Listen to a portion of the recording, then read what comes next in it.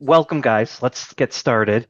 We start all of these with an elevator pitch. I'd like to learn more about Forewarn. My audience is already very familiar with Demotech, but Joe, why don't we start with you?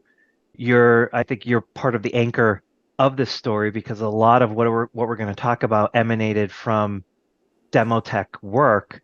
So, Yep. Joe, reintroduce yourself to Okay. my audience, but I think they know who you are. But why don't you give yourself a little elevator pitch? Sure. Yeah, this is Joe Petrelli. I'm president and founder of Demotech. We were actually the first company to review and rate independent, regional, and specialty insurers. We did that back in 1989. Fast forward to 2022. Well, no, I'll stop in 1996. We were invited by the state of Florida to help them depopulate the Florida Residential Property Casualty JUA. The other legacy rating agencies were unwilling or unable to assist them. And so we assisted then Commissioner Gallagher. And so we've been actively involved in reviewing and rating Florida companies since July, thereabouts, in 1996. Fast forward to July of 2022, we were registered with the Securities and Exchange Commission as a nationally recognized statistical rating organization in the classification of insurance companies. And there's 10 NRSROs, Standard & Poor's, Moody's, Fitch, AM Best, ourselves, and a few others. And what we're excited about at Demotech is that in 2021 and 2022, there were some carriers in Florida that went under. There's no denying it. There were 7 of them. And we review these companies, we sit on these companies, we talk to these companies on a monthly basis about everything. Financial projections, why they're hitting their marks, why they're not hitting their marks, what they're doing to mitigate what everyone saw as disparate, disproportionate litigation levels in Florida property. How are you guys addressing that? So we were on top of that, and yet 7 failed. And when we looked at the data, we wanted to do a postmortem because we were as surprised as anyone else. And the postmortem revealed that even though the litigation levels on Florida property had remained relatively stable, it was disproportionate, but the disproportionality was relatively constant, that these 7 companies had a significant increase in the number of new litigated claims filed against them each year to the point of just hockey stick growth. And we knew it was bad, but nobody saw anything, nobody anticipated anything like this. The companies knew there was bad, that litigation was bad in Florida, but this kind of increase was just unexpected. It was more than door knockings, more than TV and radio advertising. And so we wanted to reach out to someone who could help us, who knew not just the insurance industry, but knew, was technology involved, because this type of hockey stick growth could only come from something like that. Todd and I had met probably 10 or 12 years earlier. So in March of 2022, I contacted Todd. We had a brief conversation. We set up a research project, and we basically turned it over to Todd and said, here's the companies that went under. They all went under in Florida. What's going on here? And I think the results that came out of this are absolutely a paradigm shift in terms of availability and affordability of insurance. And I'm proud that even though I'm not associated with Forewarn, I'm proud I get to tell the story. Todd? Thanks, Joe. So pleasure, of course, to reconnect, Nick. So my name is Todd Kozakowski. I'm the co-founder and CEO of Forewarn. And a little background, spent the last 25, 30 years building a collection of different businesses across different industries, partly because maybe it's that science background. I originally was a former astrophysics guy that kind of made the shift, like many in the late 90s, to the internet. I was involved in building a collection of businesses, but some of those businesses happen to be in the insurance space. And that's, of course, where Joe and I had crossed paths and had served on several boards of organizations as well in the insurance and healthcare space as well, all with a little bit of a history of using data analytics, AI, ML approaches And the idea of trying to solve problems using data, very kind of data centric individual. So I love to try to look at what does the world tell us through numbers, if it can. Sometimes it doesn't. And so when Joe posed the question about Florida, what caught my attention, so I'm gonna back up just a little bit of history here because I think it's germane to the topic. Litigation, law firms 100 years ago couldn't advertise. It was actually illegal for them to advertise until there was a landmark change in 1977, Nick, that allowed them to pave the way for radio jingles, billboards, commercials, and so on. And in the 90s, the late 90s, of course, with the internet and with search engines like Google coming up online, trying to look for new revenue models, of course, pay-per-click advertising and web advertising became the thing. And so they recognized, and 6 years later, they made $1 billion on it, and the world has never been the same, right? We recognize the use and the value of what online advertising can mean and affiliate marketing and so on. But when you take that history and combine it with what Joe and I started to see, which were really kind of four core things. The first was the growth of AI-driven platforms to look at, say, policy provisions and changes in language and the impact where the stress cracks could be for lawyers to kind of pry, where you're also using AI to calibrate what jurisdiction, what judge, and what settlement amount to optimize your best chances for an outcome. It became kind of the next generation Moneyball high-speed lane for litigation. You couple that with third-party litigation from private equity groups, which has been an explosion in the last few years, coupled with higher nuclear verdicts, settlement amounts, which is the carrot that everyone is chasing, and those returns for those investors involved in that litigation funding, represent really a recipe for new risk and concern. But none of this can happen without a claimant name. You need a name. And one of the most really efficient ways of getting to that claimant name, of course, is through the ability to find them and target them online through SEO and through pay-per-click and, of course, social media. And so we call that negative search engine optimization, but the kind of nefarious side of redirecting traffic to maybe a different set of purposes instead of, say, brand awareness. And so Joe and I have spent the last year and a half meeting with literally hundreds of organizations, multiple departments within those organizations, from special investigative units to marketing and IT and security to underwriting to risk and general counsel. All of them have a different perspective, but all are felt with this problem. They all feel this problem directly. And so it's one of the reasons we've been out there meeting with the commissioners of insurance. We've been testifying in front of Congress to be sharing our insights and meeting with a number of federal agencies as well, as we'll talk about. And so when Joe talks about what he initially saw in Florida from the Demotech perspective of those 6 companies going under from a financial solvency standpoint and asking, geez, what's going on here? It caught my attention from that data background. And so I naturally was looking at the digital breadcrumbs online of behavior. And where the story picks up, Nick, is looking at a public adjuster in Florida. This was an individual, and this individual was bidding on over 1,200 keywords, spending over $650,000 to do so. And I turned to Joe and I said, Joe, what public adjuster do you know spends that much money? And, again, this isn't an organization, it's not a company. This is just one individual spending this much money. So there has to be a really good business value here. There's a model that's working. There's ROI here. Otherwise, they wouldn't be doing it.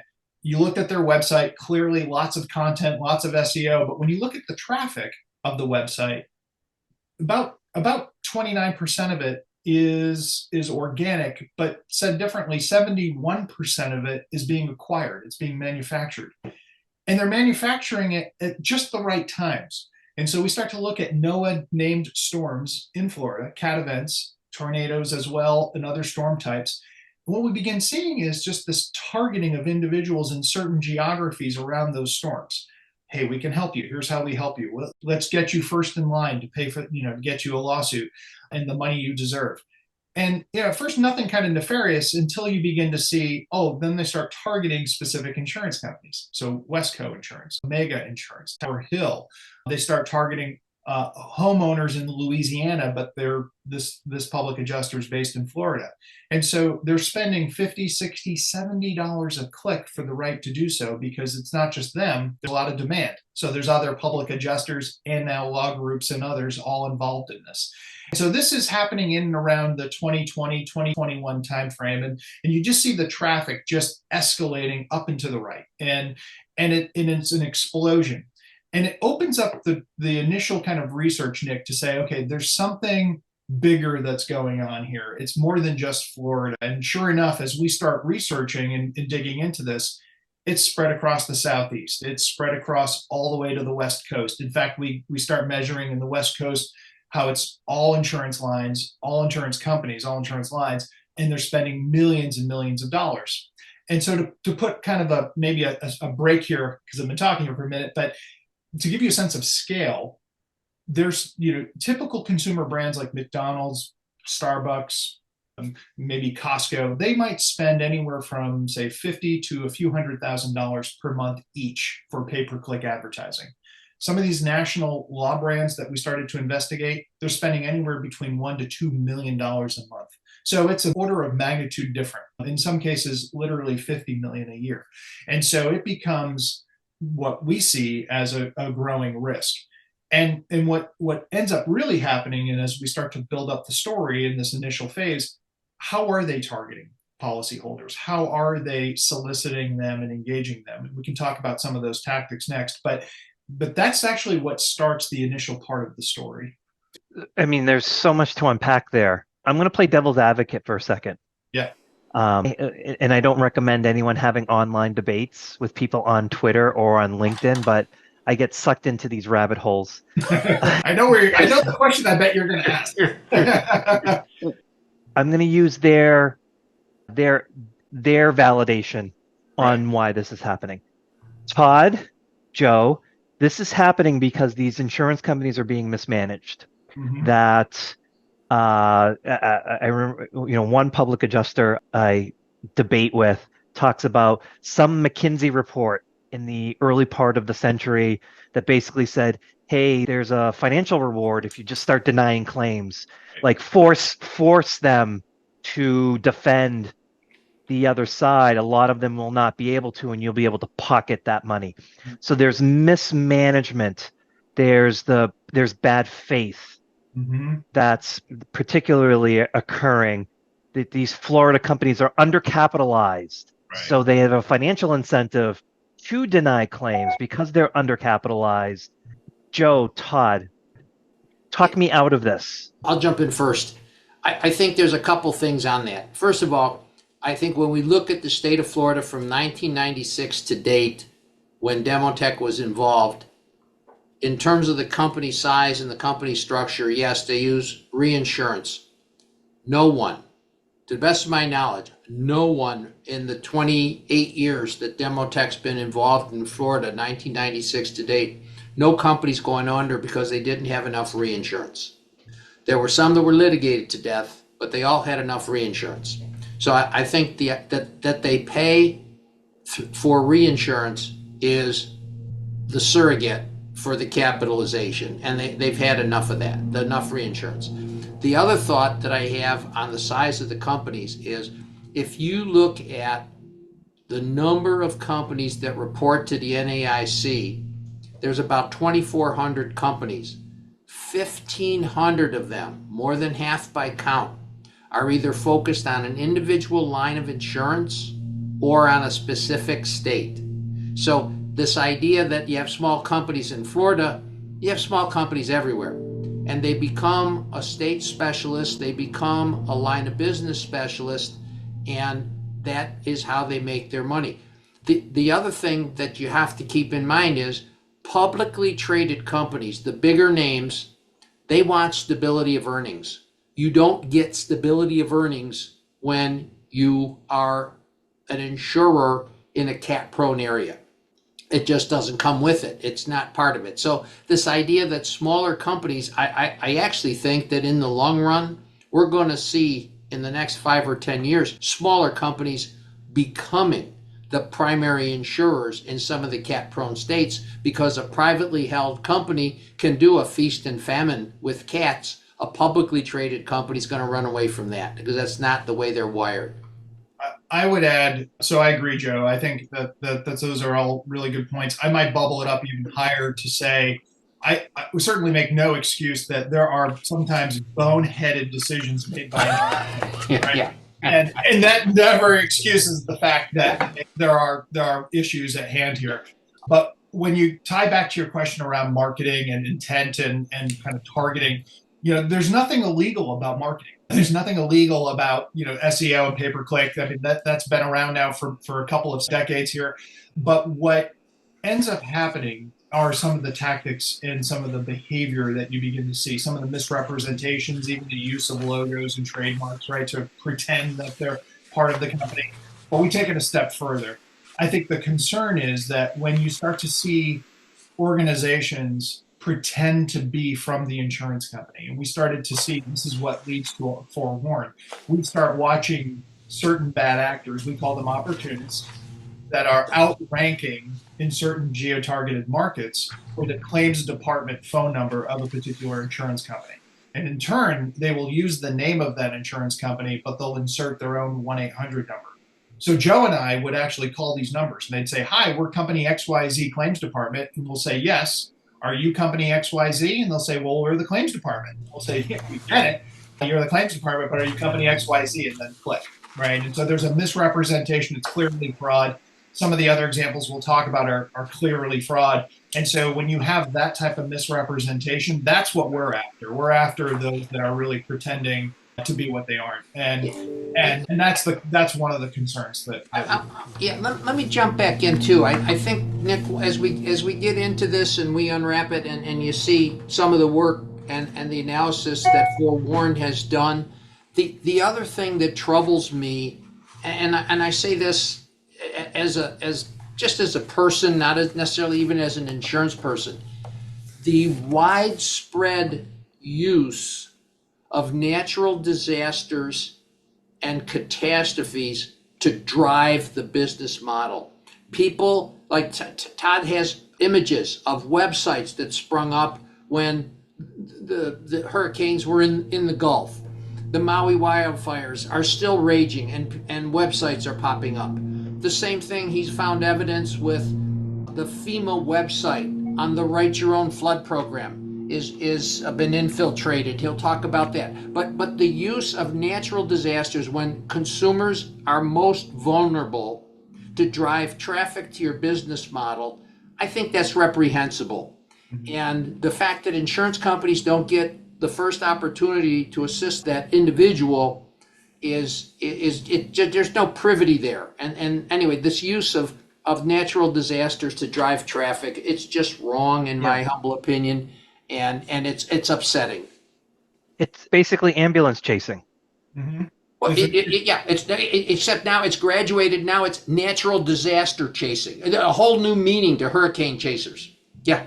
It's a much more sophisticated form of ambulance chasing. That's absolutely right, Nick. And the results are, instead of insurance companies having normal claim frequency, historical claim frequency, they're now at a higher level of risk because of this new tech-enabled litigation risk, right?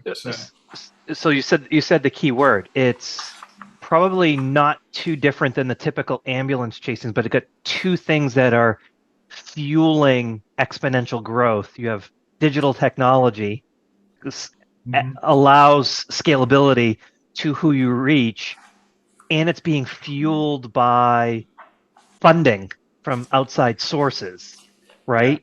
And so both of those things are just basically putting kerosene on something that has been occurring since the beginning of insurance and the beginning of litigation, but now it can be done at this massive scale. Absolutely. And what's also, to put a kind of exclamation point on that for a real world example, one that we were involved with, we had been seeing, I'm sure you're familiar with the now famous McClenny Mosley story out of Texas. Yeah. So this is the law firm out of Texas. They took in $40 million in private equity funding, and 18 of the 40 was spent on targeting. They're using marketing platforms, marketing approaches, SEO, pay-per-click, texting, you name, social media, and did broad-based marketing out to the Louisiana area. And they were trying to fleece the state out of 25 million. I believe, there were many people's names on this filed, set of lawsuits that they had no idea, right? And so, but prior to that, we had been seeing the targeting and the activity online with the work that we were doing at Forewarn. We actually notified Commissioner Dunnelan. We happened to be down in Louisiana at a conference at the Southeast Regulators Association. And at the time, and this was months before, he said, "Yeah, it feels like opportunism." I said, "Well, there really is a lot more going on here. There's a lot of other additional activity." We started to certainly research it more. And finally, it got to the tipping point. Matt Munson, of course, the attorney that led the situation, did a wonderful job. And then finally, Commissioner Dunnelan did the right thing of going after this firm. But it's one of many, many stories. And that's the part that I think is really troubling is you're right. There's dollars being spent on this. There's motivation by opportunists to think of new sophisticated ways to engage. In the use of AI technology, we talk about a lot of the good and the bad, but there are some really big concerns that we have to think about in terms of how this now proliferates too. So in terms of law. Nick, I know this is, an oral presentation for your listeners, but in terms of your point, Nick, about how the technology is being leveraged, it is astounding what the opportunists can do. And Todd, I know we're only describing it verbally, but could you talk about cloaking so people understand what's happening there? Oh, sure. So, for years, people would put keywords and stuff a web page with keywords to try to drive Google search bots to scan more of those keywords, and then they, kind of lift the page Sure. that for search terms. And then Google figured it out and cracked down on it and said, okay, we're not gonna allow that. And now what we've seen is kind of an even more sophisticated scheme where they're certainly still doing what they call web cloaking, which is where you put lots of those same keywords. So in the cases that we see, they'll use an insurance company that they want to target. They'll put 100 keywords of the same name of the insurance company multiple times. They'll put pictures in front of it, so they cloak it. So a web visitor would never see it, but a search bot would. Or now, in a more sophisticated scheme, they'll color the font the same as the web page background. So of course you're not going to see it. But again, the search bots will. They'll sift through that text. Or they'll actually change the code of the page and put that in the code and have that be scanned. And so that's some of the new formats. And Google is still trying to stay on top of it. It's just the problem is it's happening at such an alarming rate that they just can't. And we'll talk about some of the other techniques, but this is something that these opportunists are doing to try to outrank and page rank, and they're doing it rather successfully in very specific geo-targeted locations. Yeah, I think Matt Munson should win a Pulitzer Prize, even though he's not a journalist. Yeah. For he acted like a journalist here, basically uncovering this and shedding light. I think journalists can learn a lot from what he did here. So before we go into a little bit about like how Forewarn does this, Joe, I have made the argument. So when these postmortems for these insolvent companies come out, the common theme, as I mentioned prior, a common theme is these companies are being mismanaged, overly egregious compensation packages for the executives, improper use of affiliate companies, and I think what they're talking about is TPAs and MGAs for those, which I am not, as we said, there's a lot of boneheaded moves. I am not going to deny that.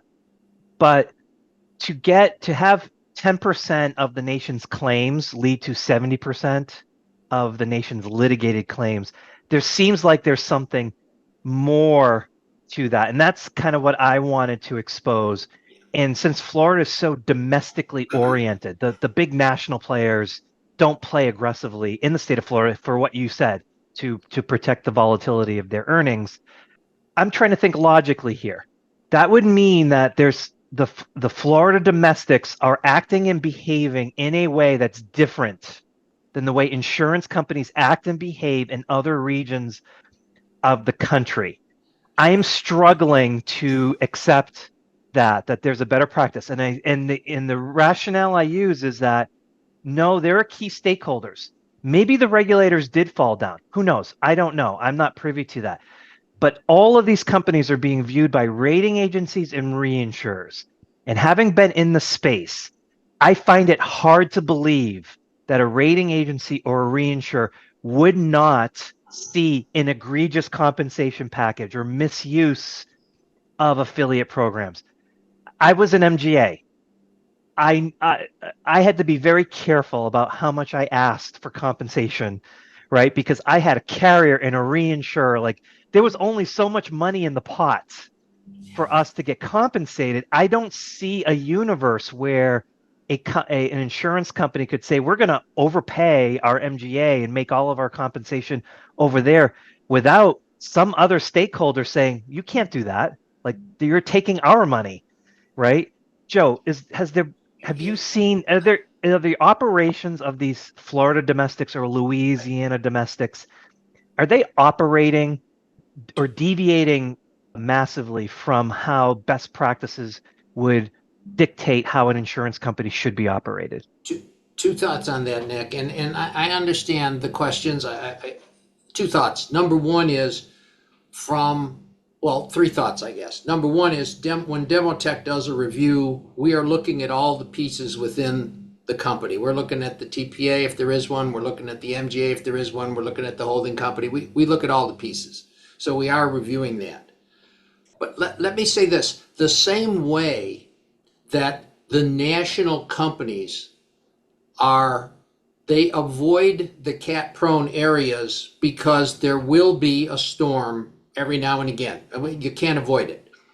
When you look at the business model of the Florida-focused or Louisiana-focused or state-focused companies where there's an MGA, a TPA, there's sort of this group, if you will, within a holding company, they are in fact trying to protect their earnings the same way that a national company does by staying away from a cat-prone state. They're just saying we have to have multiple revenue sources because we know every now and again the wind's going to blow. We also know that we're going to pay heavily because we're relatively small, heavily for reinsurance. So they have to protect themselves, and they do that by having multiple entities, all of which are reviewed not just by Demotech or the other rating agencies, but also by the regulators. And I'll give you one last thing. In April of 2021, and I do not remember the date, I want to say it's the 4th or the 21st of April 2021, then Commissioner David Altmaier in Florida sent a note to Blaise Ingoglia, who was the chair of the Senate, I believe the chair of the Florida Senate's Insurance Committee. And he detailed in this 3 or 4 page letter a review of relative number of claims closed without payment, relative number of claims, reported, and state by state. And he basically proved, and Commissioner Altmaier was a math teacher before he was a commissioner, so he knows numbers. He basically proved in this letter that the number of claims closed without payment was not an undue high number, that many states had higher numbers than Florida for residential property. He proved that claim satisfaction as measured by closure ratios, quite comparable. And I mean, I think that he effectively dispelled what the naysayers would be saying about how these companies are run. And I think he did it state by state comparisons and all mathematically driven. And so I understand the argument. I hear it, but at the same time, I think based on our reviews of companies which are tactile and the commissioner's letter to Senator Ingoglia, I don't understand why the arguments keep coming up, because I think they've been effectively addressed. Well, I think that's another story for another podcast, because I think they come up because yeah. It's like the Joe and Todd. It's like my debate around when they say, "Hey, these Florida reforms gutted consumer protections because now they can't litigate," and it's like, well, one way attorney's fees when you have an insurance company on the other side, it's almost a guaranteed dunk that you can get a jury to say, yeah, they were 1% responsible for bad faith. Like they got big pockets. That's why these nuclear verdicts are occurring. I'll table that. We can have another conversation around that. But Todd, we've kind of talked about the situation, but let's talk about Forewarn specifically. How does your solution work? Like how give us your value proposition for how you're ultimately able to do that and what you're able to provide to firms that engage with Forewarn. Yeah, great. Yeah, thank you. So think of Forewarn as an analytics services solution and counterintelligence solution for organizations. And we're focused on trying to predict that next level of kind of next generation tech enabled litigation risk for groups. We sift through literally 750 billion data points from about 2005 on through the search engine relationships we have, multiple marketing platforms that we use. We also combine that with micro-targeting data that we're calculating. We look at endpoint vulnerability. In other words, think of it, are these insurance companies and other organizations, do they have their house in order to withstand these attacks? Because many times their own marketing is not up to par with what it should be. Also, their IT should not be up to par with what we're seeing. So being able to understand that risk and those data points, we look at location intelligence, and a collection of other data points. We merge all of that together, and that's where we're running our algorithms and learning to look at different patterns. And like I said, those digital breadcrumbs, our behavior online is tracked. And so we can see what gets posted, what gets shared, what gets clicked on, right? And so all of that becomes part of our knowledge base. And from there, ultimately, we distill it down to really 3 core things for an organization. The first is being able to identify the threats that are targeting an organization, the size, the magnitude, what's the resourcefulness? Are they well backed? Can I stop you there? So Are you saying for, let's say, an insurance company is engaged with Forewarn, your analytics can tell them, hey, you've now become susceptible to an inbound activity, not cyber, but like there's something going on that's coming towards you. Yes, these collection of opportunists are now working together to target you or individually, and we can tell you where they're targeting you from, what zip codes and what regions are they targeting you, particularly, what line of insurance are they targeting you in, and what their success rate has been. They may have even deployed that campaign on some of your peers, your competitors in other markets to test out the theory.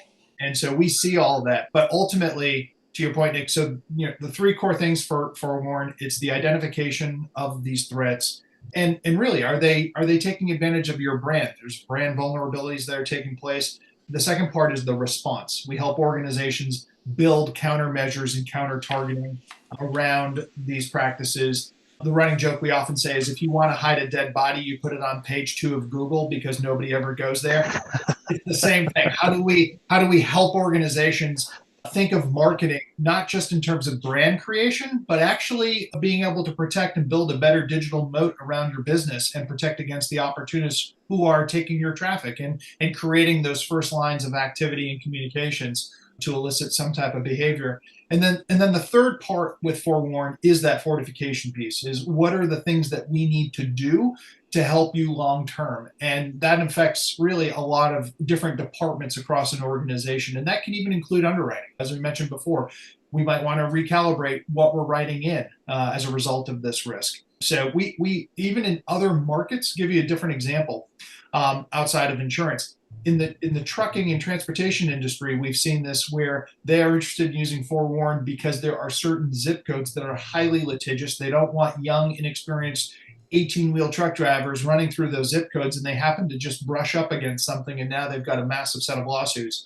So what they want to do is optimize their logistics and routing of trucks, maybe put more experienced drivers through the zip codes or reroute inexperienced based off of some of the data and the algorithms that we have at Forewarn. Yeah. So, yeah. So if I can encapsulate that, so this is not property specific. This is not catastrophic specific. So this includes the whole spectrum of social inflation, the whole spectrum. This is like a very unique defense mechanism. So you're almost like cyber protection, but it's not specifically cyber. It's a different kind of attack. It's a social inflation, a trying to find the nuclear verdict, trying to find pools of insurance company money that is much more easily accessible. And so you're defending against firms that are optimizing to get access Yes. to those pools.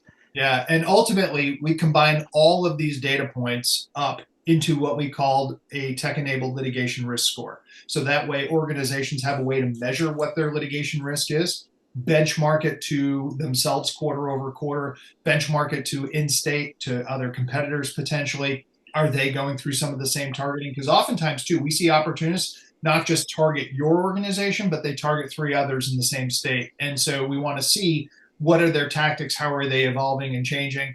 But most importantly, we want to give really sound advice on what to do to protect yourselves and measure that risk in a very transparent way, so that if you're improving and committing those acts, the score and the risk should go down. And we have seen amazing ROI from our clients. And I know I'm biased and I'm on the soapbox here, but really we've had clients. We had a CEO of a pretty good sized insurance company who was averaging over 140 new lawsuits a month, dropped it down to over 40 in just the course of 5 months. And so that to us is a great story. We've had Joe and I were in Bermuda at the Bermuda Risk Summit this year, meeting with reinsurers because they're looking at this as a new calculus across their portfolio for risk.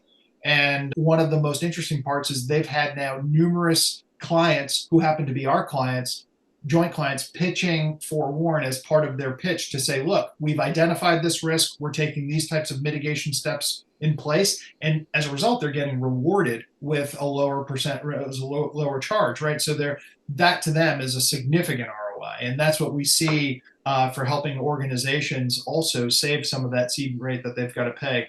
But ultimately, on the more tactical side, this is about helping them understand on a day-to-day, okay, who's targeting us? How are they soliciting? Are they crossing the line? Is there a cease and desist in a situation here? Is there market infringement that needs to happen? I'll give you another. We could talk forever on this, but it's just so fun. I mean, a great example of this is Travelers. Travelers, every one of us knows Travelers spelled with 1 L. But if you're thinking like an opportunist, you might see Travelers from people who spell it with 2 L's. Yeah, right. And so there are opportunists that we have found that have bid on keywords for Travelers with 2 L's. They'll happy to quote and sell you insurance. They'll even process your claims for you too. So for us, this is clear fraud. This is a clear misrepresentation. This is something that a group like Travelers, SIU, General Counsel should go after. Those are the types of things that we're seeing. And we've got now a library of like 3 or 4 dozen of these types of activities, sadly, that we inform. I mean, Nick, let me give you an example of how, it's like if you're on an airplane and one person sneezes, the rest of us catch a cold. This whole idea of how the contagion spreads. In the insurance industry, if you want to break into a certain line of business, the first thing you do is say, all right, I'm going to go find somebody that I think is going to be my number one competitor. I'm going to do a Me Too filing of everything they do. Well, if that particular company has a very high tech-enabled litigation risk score, then once you get their policies in place, you're going to have a very high tech-enabled risk score because that company's policies have something in them that the bad actors, the opportunists have found a way to crack the code. And so the whole thing spreads. And what is astounding to me is that we as an industry, we are as transparent as can be. If we try to correct our policy forms, they get filed, they become public information. The opportunists then can get copies of our new form, feed it into their artificial intelligence platform, figure out how to beat that new coverage provision that we just instituted, And they've got probably 12 or 18 months to do that because it took us time to develop our form. It took us time to file it and get it approved. And it's going to take us 12 months to roll it onto our book of business. So we've given the bad guys, or the opportunists, 18 months lead time to come after us based on what we thought we just improved. Joe, that is such a good point, and is one of the things. Like, insurance is so highly regulated that they're fighting a battle with one or both arms tied behind their back. Yeah. Right? Like, there's so many eyeballs that are on them. My niece has the same last name as I do, and I was sending her an email and it kept bouncing back, and I'm like, sweetie, the email keeps bouncing back. She's like, oh, I put an extra I at the end, didn't even see it. Like, so adding an extra L, like these things are that is so nefarious. Yeah. That is an egregious set of fraud. Todd, I have to think, if the role of the regulator is to maintain the health of the insurance market, not just consumer protection, because part of consumer protection is having a stable and healthy insurance market and preventing fraud and insolvencies, it seems like they need to be tapped into this. Like, they need to be warned ahead of time, because to Joe's point, the companies they're regulating, they are the ones that are tying the arms behind their back. Right. And so if these people have that level of ammunition to go after them, the regulator really needs to step in and say, we need to either change something or protect them, because there's an assault on the treasury, on the surplus of these companies. Joe and I have presented to the NAIC, the D Committee on market regulation and misconduct. We have been out there speaking with lots of regulators. There are some states that are certainly looking to put some, if you will, radar in place for them using Forewarn, but there's a lot more work to be done. I think, they themselves, it's no discredit to the regulators. This is a big topic, and technology is constantly changing, and just trying to get through what you just learned over the last 12 months is changing again. And so, for them, I think it's trying to stay front and center about what we are seeing on the front lines. It's why we've talked to federal agencies. I mean, the example that Joe gave about FEMA is a real concern. We had a client in the South that had individuals filing for flood insurance. They went out to the FEMA, to the National Flood Insurance Program, what they thought was FEMA. And what this group of bad actors did was outrank and outplace FEMA, even though they've got FEMA on their site, they've got FEMA in their web links and the search result pages. You click on that, and to your point of the I at the end of the name and not recognizing, well, in this case, I honestly believe, as a consumer, any one of us would have been fooled. The entire FEMA website is carbon copied and hosted off a server in Germany. And what was happening was people are filing flood claims, or worse, calling a phone number, which is being rerouted, if you will, to this call center in Germany that will be happy to process your flood claim. Oh, and by the way, they might ask for your Social Security, any additional information. The website looks just like FEMA.gov. And, this begins the foray into phishing, grabbing additional information. Whether they use it now, or typically in the world that we see, is they wait on it, prey on it, and then sell it, usually online in the dark web. But, that's a real world case. And that's the concern. That's the type of activity that we're seeing, that, going back to the commissioners and the regulators, they're just trying to get to step 1. We're on step 10 now, and it's we have to keep reminding them of what we're seeing. Nick, the thing, this point about FEMA, let's take you got this duplicate site that's not FEMA. An insured calls, gets the wrong site, gives the person at the other end of the phone every piece of policy information, everything they need, and then that person at the end of the phone who took that information contacts either the company that was on the Write Your Own policy and says, look, here's my policy number, here's my name, here's the dates, here's everything you need. I want to reset my password. I can't remember everything. I got a new email now. Can you help me do that? And the next thing you know, you've got somebody inside the company now, because they've now got they pretended to be an insured and they could be inside the company. I mean, there's no end to this. And these people are creative. They're working 24/7, 365, and the companies are exposed. The consumers are exposed. And I mean, what Todd and his team are doing is, they're getting the message out. I'm trying to help get the message out.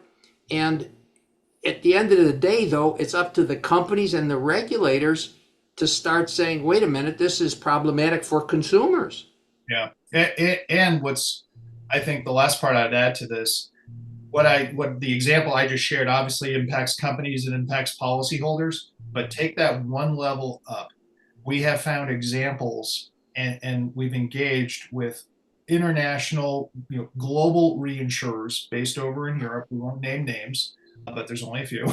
So, but you can imagine, and we have discovered an entire reinsurer's website, all 4,000 or 5,000 of their pages, hosted on a server in the Philippines on an island off the coast.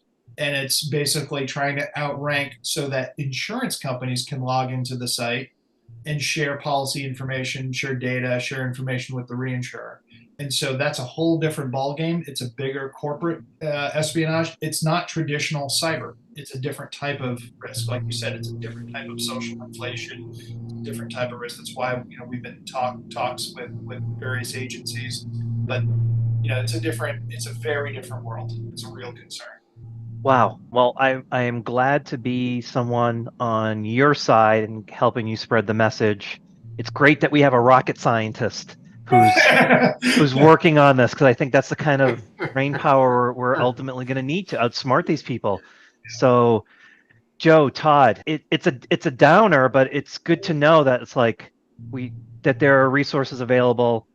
I am very happy to help share. So thank you for coming on to this particular podcast, and we'll do what we can to spread the word as well. Well, we appreciate that, Nick. I will say that it is a downer of sorts, but I always say this: those companies in Florida that were litigated into insolvency, if they would have been left weakened and not insolvent, we would have never discovered this.